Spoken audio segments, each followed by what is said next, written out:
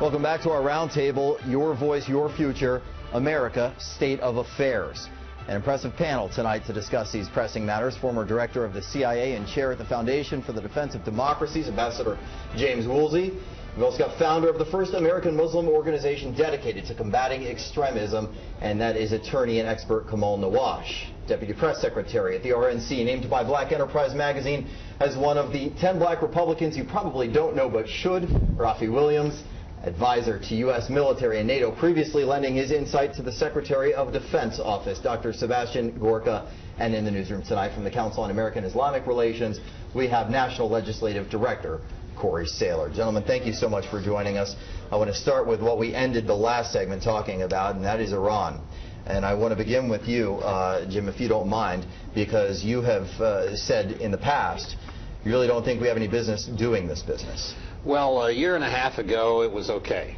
They had a reasonably sound position with respect to Iran. We were saying that Iran should not be a nuclear power at all, not have a civilian nuclear industry that it pretended to be using only for civilian purposes. And the agreement went on from there. I think it took into account, or the proposal took into account, the fact that Iran is genocidal. Its head man, Khamenei, threatens the destruction of both Israel and the United States all the time.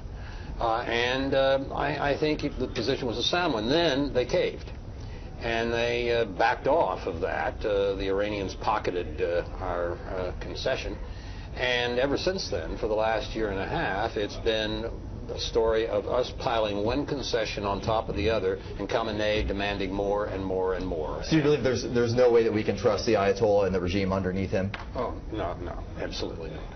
So what is the answer then? How do we move forward if we want to try and salvage some sort of a deal in which we can believe with optimism that Iran is not going to acquire nuclear weapons? What do we do? Look, this is a strategic path that the United States has chosen, and it's not an unreasonable path. We have had a terrible relationship with Iran now for 36 years. We put sanctions after sanctions. It has been either official or unofficial position of the United States for regime change. None of that has worked. So I find that many people who are opposed to what's going on now, they're not necessarily just opposed to the nuclear deal per se. They're also opposed in general to lifting sanctions over Iran. They just want to they want the whole government removed of Iran. And that reminds me of reminds me of the same position that enthusiastically, for those who didn't see him enthusiastically raising his hand over here. Yeah, we should be honest about it. It's not just about the nuclear deal, because the nuclear deal doesn't really threaten Israel in the short or medium term. This reminds me of the same thing we said about Castro or Cuba for the last 50 years. Oh, we're just about a year or two of getting rid of that government. We just need to press a little bit harder, put a little bit more sanctions, and it hasn't worked. But the Iranian regime is getting stronger. We made a mistake in 2003. We went into Iraq. It made them stronger. It made the United States weaker, and now we have to deal with the world as we find it. And this is a strategic decision. You know, we're telling them, okay, we'll lift sanctions. You stop making covert nuclear weapons or nuclear industry. And you know, from everything I read, if they were to go back on their word, we will have enough time to do what we need to do. So it's like Nixon going to China. It's okay to try. Go ahead. Sorry. So, well, I mean, I think what's alarming here is that you have 10 years. It's all the sanctions or the deal is going to be for, and then they can go back to producing nuclear weapons. And they also aren't giving us access to the military bases, so there's no way to make sure to verify that they aren't producing nuclear arms there. And that is troubling. And what Obama is doing right now, this is him going after a legacy issue instead of really trying to find something that make America more secure, that make our allies like Israel more secure. And it's troubling to see that we're capitulating on all these levels. So you're saying it's difficult to say trust but verify, because we can't do either. You're saying. Absolutely. And Rafi, I think you're exactly right. And I think that it's important to realize that Castro is just a communist. A figurehead on I never thought Jim Woolsey would say he's just a communist. Yeah, a figurehead on top of a dead rationale for totalitarianism. I mean, by the 1960s, there were more true-believing communists in the bookstores of the Upper West Side of Manhattan than there were in Circle. Right.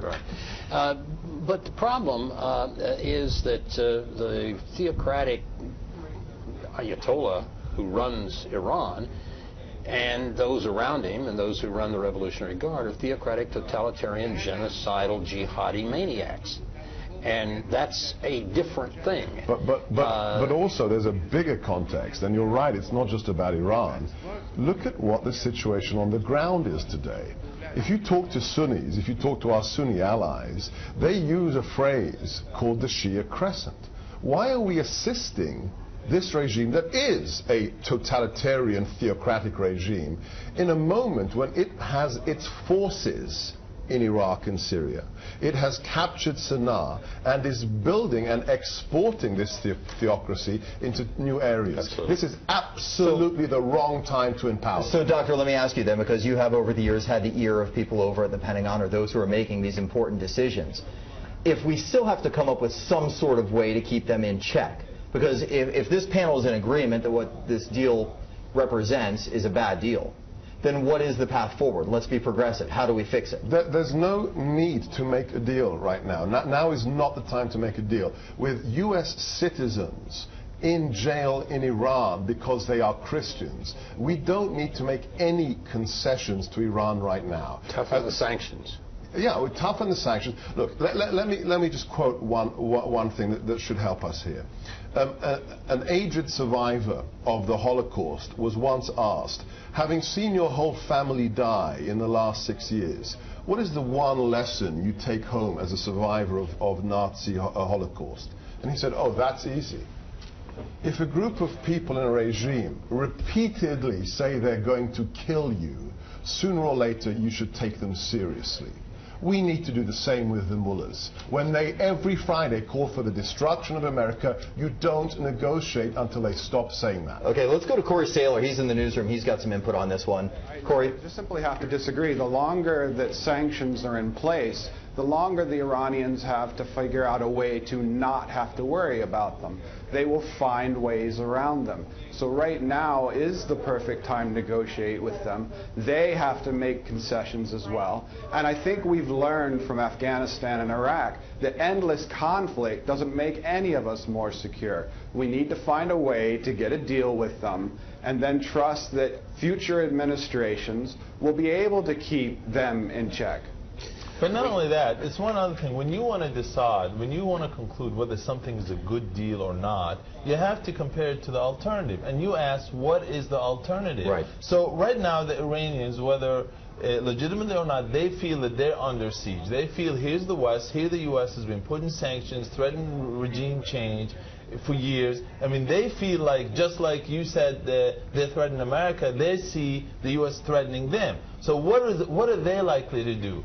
I think if we don't make a deal, they're much more likely to get a nuclear bomb because they think they need the nuclear bomb to put a shield around them to get all their enemies away from them. So you got to compare what's on the table now with what would be on the table. Sure, but regardless of whether or not we believe it's a good deal or a bad deal, it appears we're 6 days away from one, and there might be something on paper. And then, of course, eventually that's something that would be put forth before Congress at some point to take a look at. In fairness, by the way, we want to point out we did invite someone from the DNC to counter our friend Rafi over here, and they couldn't send someone over. But is this Republican Congress, going to put through a deal? I mean, I can't imagine we will. But I'm not on the Hill, so I can't really say for sure. But what you're looking at is a lack of trust in the president, a lack of trust in his foreign policy. So we're not going to put a deal in his camp here. We're not going to give him this win because we're so afraid of what the Iranians can do and their ability to hide and change their word and not live up to the billing. Sanctions have been working. We should continue to push on. What does this do for our relationship with Israel?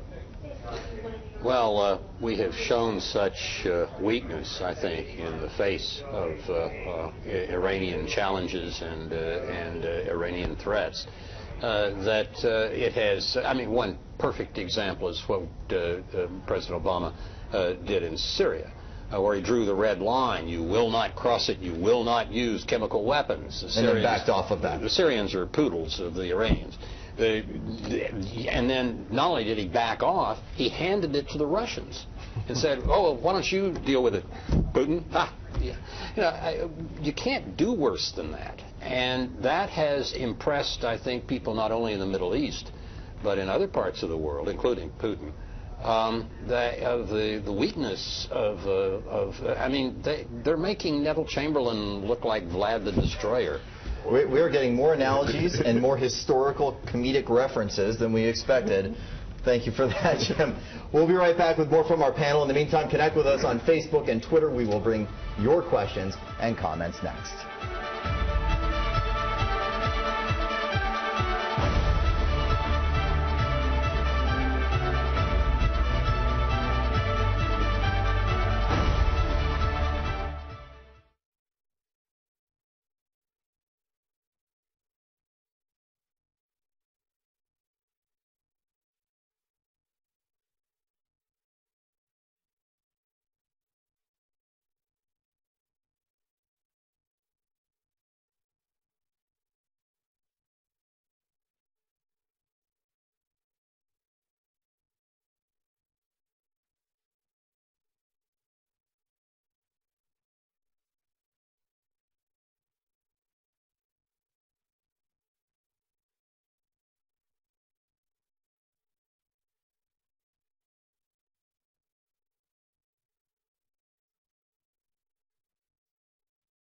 First, I'm updating our hostage policy.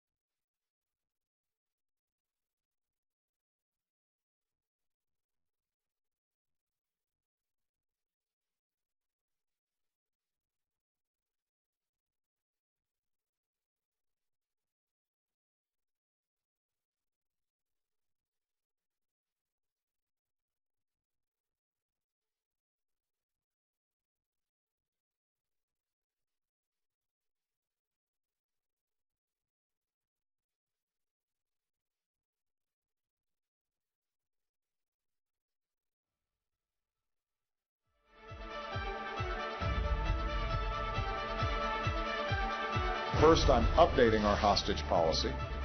I'm making it clear that our top priority is the safe and rapid recovery of American hostages. Second, we're making changes to ensure that our government is better organized around this mission. Third, and running through all these efforts, we are fundamentally changing how our government works with families of hostages. That, of course, President Obama announcing a new policy today on hostage negotiations. The White House has been under increasing pressure to erase the threat of federal prosecution for families who may want to negotiate with kidnappers or terror groups holding their loved ones. So let's get back to our panel, and I want to ask, is this a good idea to change this policy? There are a lot of people who have been criticizing the White House, saying you're not doing enough to bring these people home. But the alternative is a scary one, too. I think the change is a very bad idea, because what they've done is said that, and the President used the word fraud, that we're not going to let fraud occur in the negotiations, essentially, between the families and the terrorists. And it was clear from his stressing in the speech that there was going to be, there never had been anybody prosecuted for negotiating with terrorists, and now we're not going to do that. That essentially tilts toward freeing up the families to pay ransom. Mm-hmm. And does it encourage more ransom taking? More hostage taking? Not only encourages it, it encourages it to the 14th power. Mm-hmm. I mean, you are making into targets for kidnapping and hostage taking and making money from Americans overseas, wherever any of these terrorist groups can operate, and they love to do it. But it won't just be terrorists. Remember, this puts a target on the back of any of our aid workers anywhere, because if you're a criminal cartel, you're going to pretend to be ISIS. Whether it be Boko Haram or it's a reward system for criminals, for terrorists, for totalitarian governments. It's just a And they could have done it another way. I mean, I agree with both. I agree with Mr. Woolsey, And Sebastian, I mean, they could have done it in another way. They didn't have to even make an announcement. They could have just they could have just not prosecuted. Good point. And left it alone because they complain. Yeah, I'll leave it at that. Well, let's move on to where a lot of that hostage taking is occurring. And we're talking about the Middle East, the unrest in Iraq, in Syria, in neighboring countries. And this week we saw yet another young man who was considered a Muslim convert or self-identified as one, who was arrested for wanting to go and join the fight. And I want to go back to the conversation and bring in Corey Saylor from the Council on American Islamic Relations, because, Corey, I'm curious, you all have outreach programs, you have a very loud voice among the Muslim community. What exactly do organizations like yours do to try and prevent this from happening, to try and counter the propaganda that is bringing in all these young men and women these days and essentially encouraging them to join the fight? I'll give you two things. First of all, we were part of a letter that was initiated by Prince Ghazi of Jordan that was sent to al-Baghdadi, the head of ISIS, signed by more than 125 of major Muslim scholars from around the world.